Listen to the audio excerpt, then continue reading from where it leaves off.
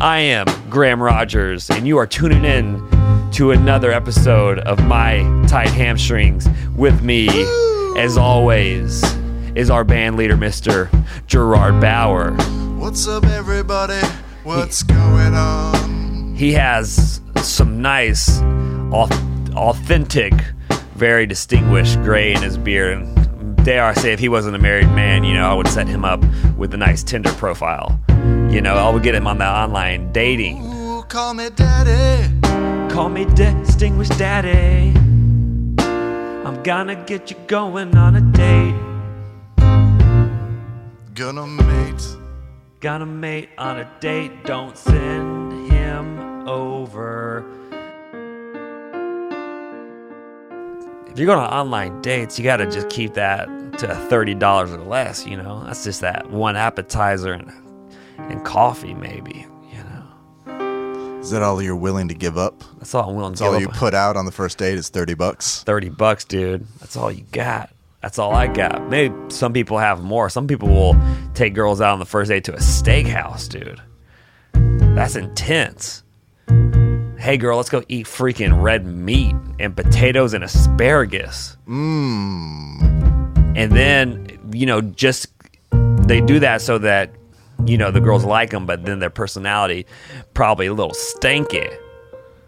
Because, no one's just eating, because you go eat steak with a date just to show off what you don't got. Those true heroes, those true dating heroes, those true gentlemen take girls out to, to get a freaking mochaccino or maybe like a baguette, and then they let their personality do the real spending. Oh yeah, cash in on that personality. Flash it.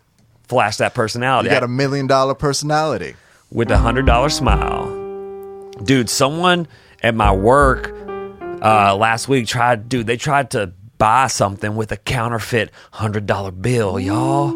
How counterfeit was it? Dude, it was the worst $100 bill counterfeit I'd ever seen. And it was, dude, so, we had that pen. And the pen, you can mark through. Dude, and the pen just started crying. That's how fake this $100 bill was, dude. It just started crying because it had never had to work that hard to decipher something that was so easily perceptible. But this guy walked in and he was like, he's like a skateboarder kind of guy. He had a hoodie on. Skate bro. He was a skate bro, and he had kind of body odor. And dude, he looked like It's a man of the earth. He was a man of the earth with that fake $100 bill, though.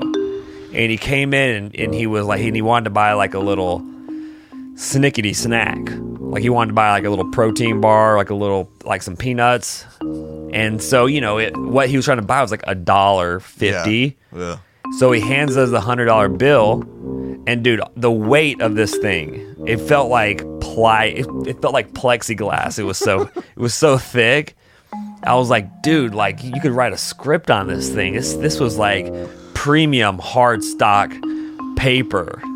For a gravestone, hard enough for a gravestone. Oh, you could have written an epithet on that easily, dude. I mean, this was pre-industrial revolution steel $100 bill, fake $100 bill. Dude, so we did the test on it. We did the light test on it, okay? Dude, this thing refracted light. That's how fake it was. Dude, it sent someone to the hospital because it refracted light onto Hollywood Boulevard. Someone had a wreck, ran into a fire hydrant. That's how fake this $100 bill was. So then you kind of almost don't even believe that you're encountering a fake $100 bill. The gall of this guy. Lowy Life says, "Sup cunts," and he's from Australia, so he can say cunts. Yeah, that's cool. And he says, "Sick headphones, dude. We are professional here at our undisclosed location that you can find on my Instagram." But yeah, we're talking about $100 bills, dude, and dude, you're just not expecting to see something like that. That fake. You can't expect, because dude, most humans are pretty trusting fellas. Most humans are pretty trusty ladies. And so when you have this skateboarder guy come in and try to buy, with a $100 bill, you kind of freeze. So we took the $100 bill to the back. The guy waits around because he doesn't give a shit. He doesn't know. He doesn't know what's happening. He doesn't know what's happening. So we go around back. We call the freaking cops, dude. And we come back. The guy's gone. The cops come in 2 hours later.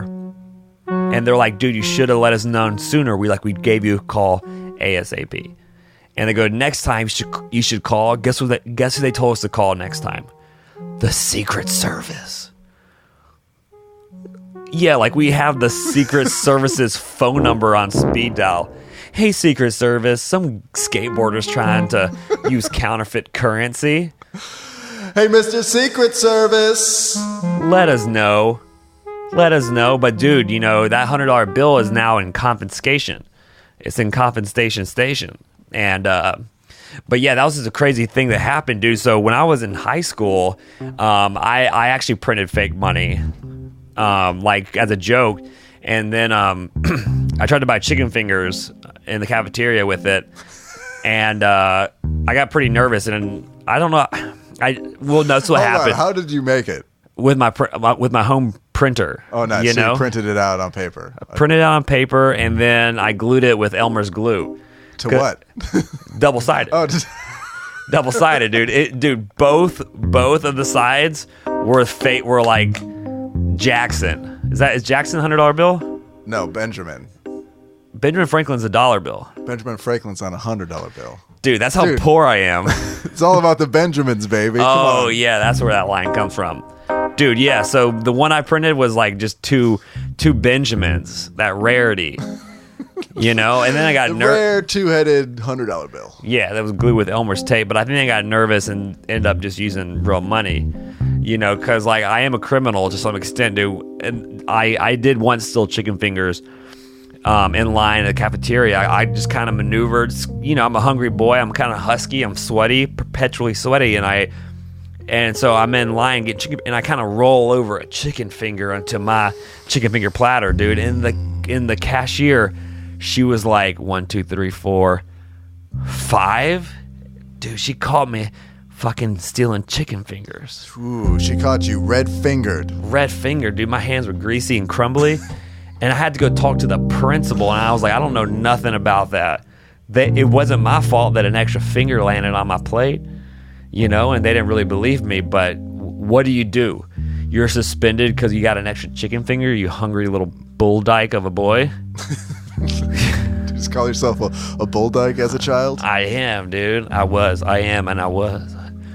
But I guess, I think there's something to learn from that, though. I think, maybe risky behavior, maybe taking chances. I think there's better ways to take chances. But this guy, think about where your mind has to be before you go spend counterfeit currency.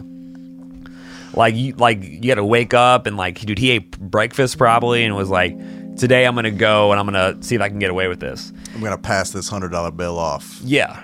And then afterwards, I'm going to have $98, sweet bucks. I'm going to spend it. I'm probably going to get a new pair of shorts. I think he probably would have bought some of those little the little socks, like the little nude socks. Like little foot stockings? Little foot stockings. I think that's where he was going with that money. But yeah, dude. So that was pretty. It's crazy. You just don't expect to see that stuff. Hey, Graham. Yeah, what up, dude? It looks like you're having a bad hair day. Oh my gosh! For those who aren't looking, watching this video or tuning into us live, dude, the saga continues of me, myself, and I cutting my own hair. And that's what you can see or not see right now. It kind of looks like a military cut of some sort, but the military barber maybe kind of had a bad, maybe has Tourette's, or some other kind of persnickety illness. Maybe it looks like the barber who was cutting my hair also was never really good at drawing. He when the teacher or good at connect the dots, really. He was horrible. He could never play the game Operation. He'd always get yelled at, and he was the guy that always knocked the Jenga over. That's my barber. But guess what? That barber is me, dude. Sometimes I just and I have to eat my own words. I have to eat crow here because I always give women a little bit of shit. I'm you're going because I'm when a someone's going through something when they cut their hair. Well, at least they go somewhere. Dude, I just went to my bathroom and pulled out a pair of clippers and just went for it. You know? And it's there, dude. And then, so at first I cut the sides real short and had this muffin top. And that looked freaking weird. And so then I was like, I'm just going to try to cut the... Maybe just take the headphones off and give everybody a gander. Oh, you want to see the back? Yeah, just All give right. everybody a gander. Here we go. Here's the back of my hair. Take the headphones off so we can all see the glory. Ooh, look at that hairline. So for those, so you know this girl that I've been seeing, so she was like, your hair looks like a disaster, and she's like, it looked bad, and I was like, can you just straighten out the back? And so I didn't know, but the number razor that I gave her was different from the one that I had shaved with myself. So in the back of my hair, it looks kind of like a Harry Potter scar. It looks like someone just took a freaking sharp knife and, got angry at the back of my head. Maybe took something out that they were going through on the back of my head. Maybe it looks like a war injury, like you were maybe scarred at some point in an explosion. It could be like shrapnel. Yeah, you got a little shrapnel in the back of your head. Just cut your hair though. It didn't hurt you. Just trimmed your hair. Yeah, it's like the best war wound ever. Yeah, the shrapnel just cut my hair, dude.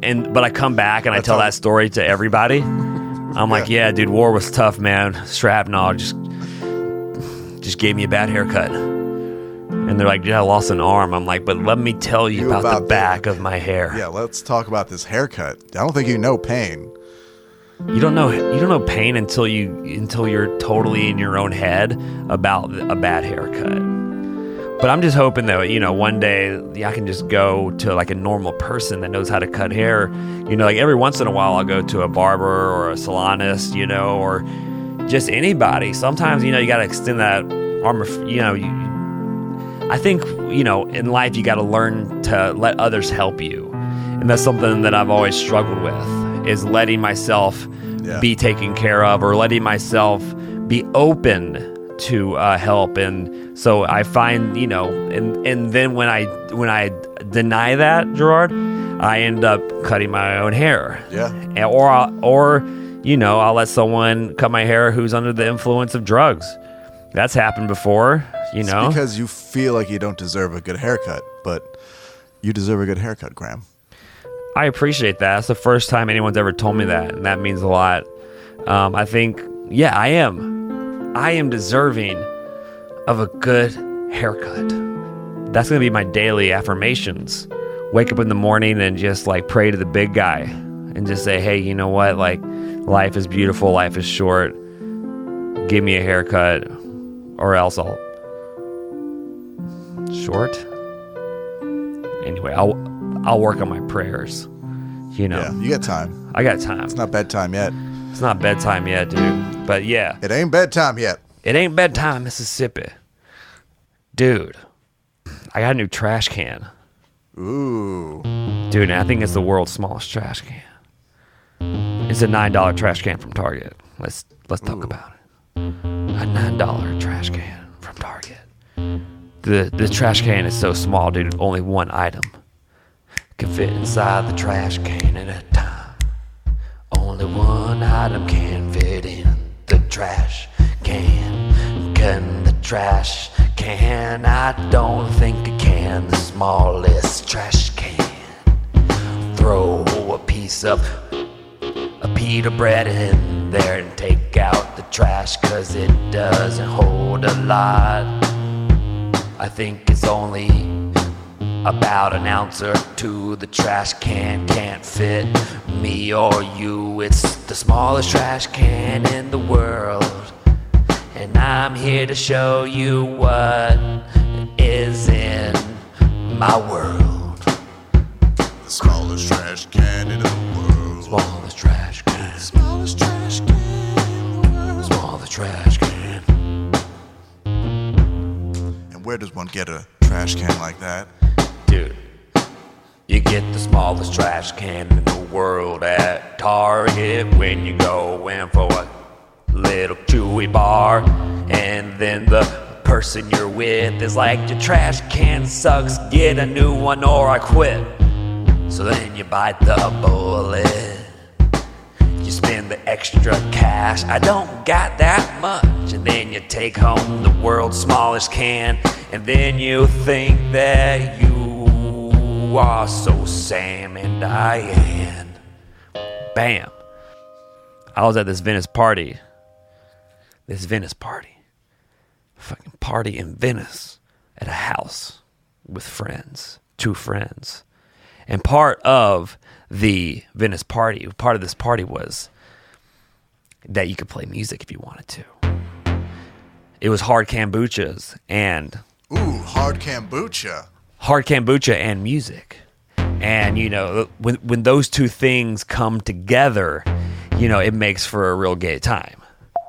Like, you know, you first drink the hard kombucha and then you start feeling like Jack Johnson, right? Then you have 2 kombuchas and you start feeling like freaking Dave Matthews. Dude, and then you have like 3 kombuchas and you feel like freaking... You just feel like like Semisonic. Third Eye Blind. And you think you can start playing music like the freaking Beatles. And then everyone kind of gets around in a nice circle. There's a fire crackling behind you. And you bring out this little mic. And it doesn't sound that good, but you know, it does amplify your voice just a little bit. And there's one guitar and there's a mandolin. And then you just play a song. A long song.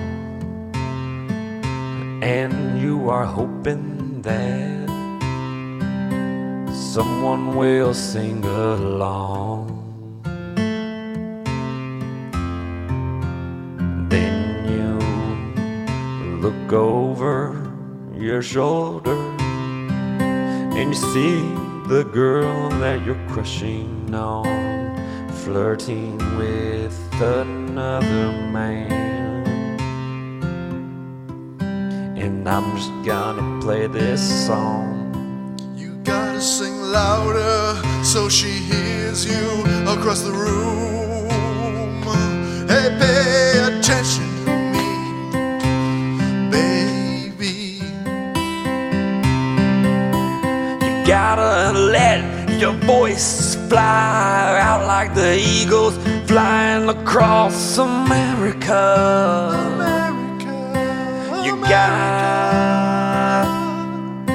You gotta take big breaths in and breathe out real heavily like it's a sin. 'Cause you want her to know that you're in the band, but you're not really, and you're just lonely in this big old city. You gotta sing. Yeah, you gotta sing.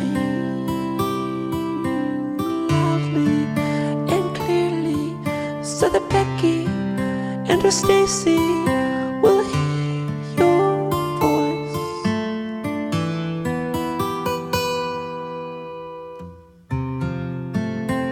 Well, the party is winding down. There's nobody left in town, but you got untuned guitar. Nobody's a star when you're lonely again. You're lonely. So you drink a hard kombucha, you're looking like you ought to know better.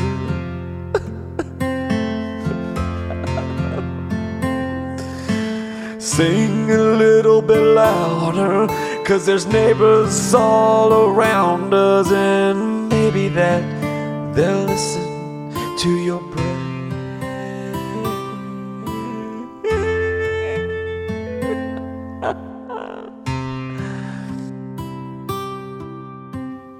That was my Friday night. What song did you sing? Oh, dude, I didn't sing a song. Oh, cry now. I was too nervous, though. You know, there was a song I wanted to sing, and Who sang the worst song? Or what was the worst song? We won't put anybody on blast. Dude, my friend Amir sang a song about a freaking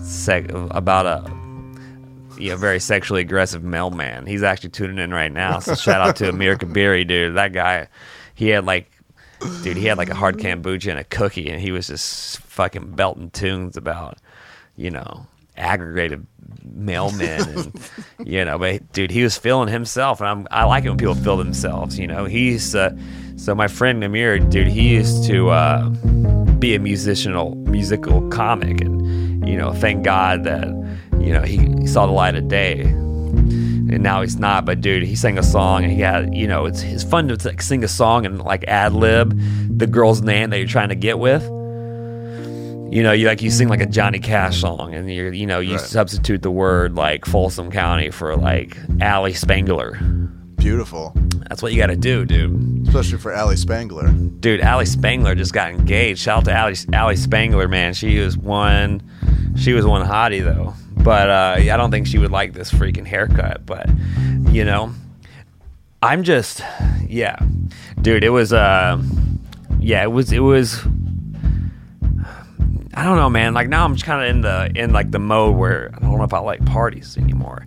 I used to like to go out and just get Buckingham Palace wild. And now I'm just like, dude, I'd rather just watch a documentary about Buckingham Palace. Exactly. Right? Is that weird? Is that normal? I'm kind of scared of like... Well, sometimes parties just become all the same, you know? Yeah. It's, you know, unless you're going to a cool party where you haven't seen people, maybe.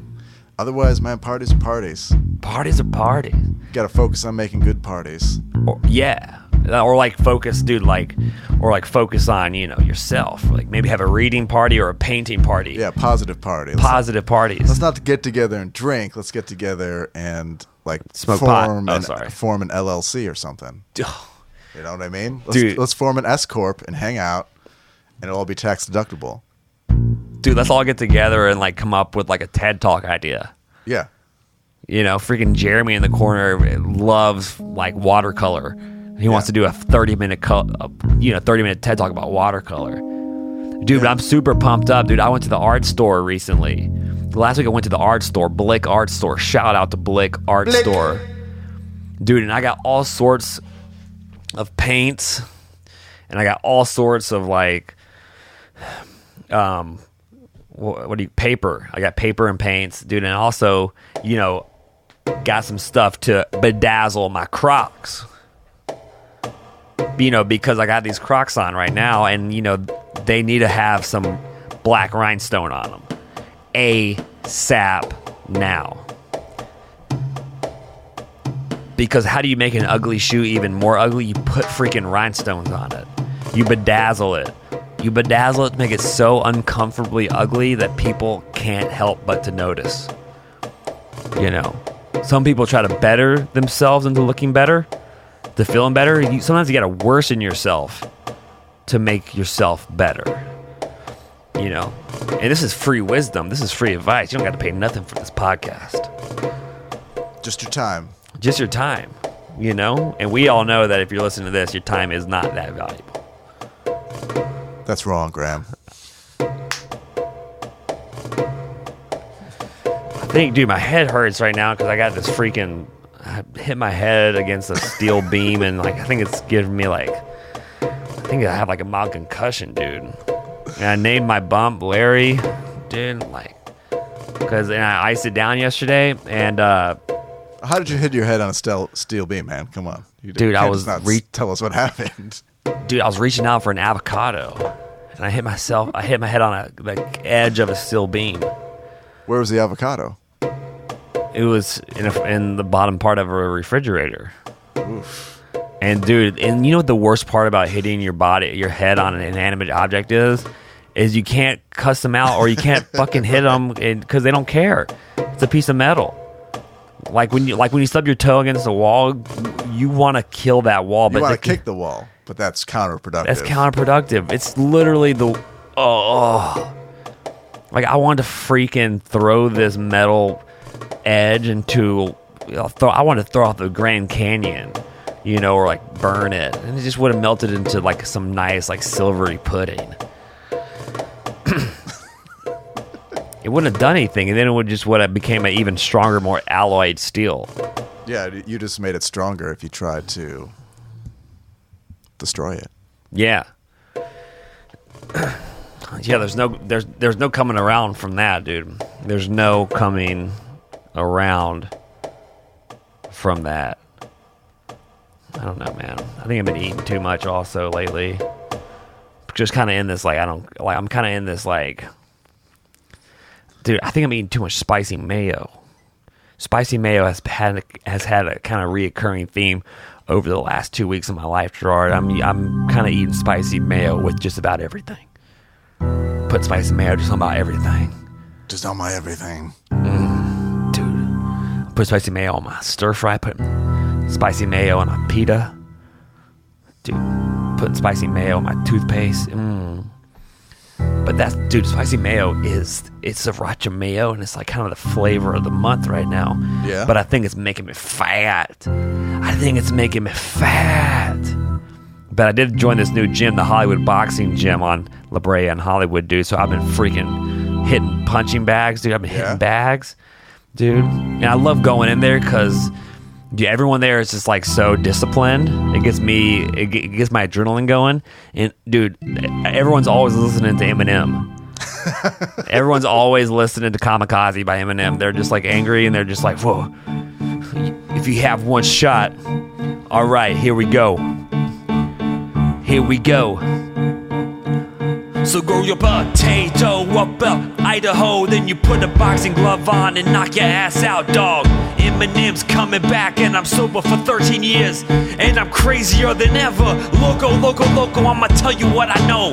Fucking Idaho, fucking potato. I'ma hit the punching bag until I go loco. Eminem, you know. Then you just smack a wall, dude, with that Eminem energy, you know. Only takes like 2 minutes to work out when you work out to Eminem. It's like you just get so pumped. 2 minutes, target heart rate. I'm done. I'm out. Done. Peace. Drop the mic. You're fucking done. Then you go smoke your vape pen and go get a taco. Fuck yeah. Fuck yeah. Fuck. Knows, man. Yeah. Yeah, dude. So, dude, like I'm amped up. It's been a good day. It's been a long day. You know, I'm really grateful for those good long days, you know, where you feel productive. I've been up since, 7:30 on the day I didn't have to work, and I'm glad to be here. I'm glad to be sharing this with you, and I know Gerard is too. And that's gonna do it for tonight. I'm super excited for the future, for what's to come. But let's not worry about the future. Let's take it one day at a time, moment by moment, second by second. And we will catch you next time on My Tight Hamstrings. Peace out. I'm Graham Rogers. And with me, as always, is Gerard Bauer. Lead us out, Gerard, with that funky, fresh tune.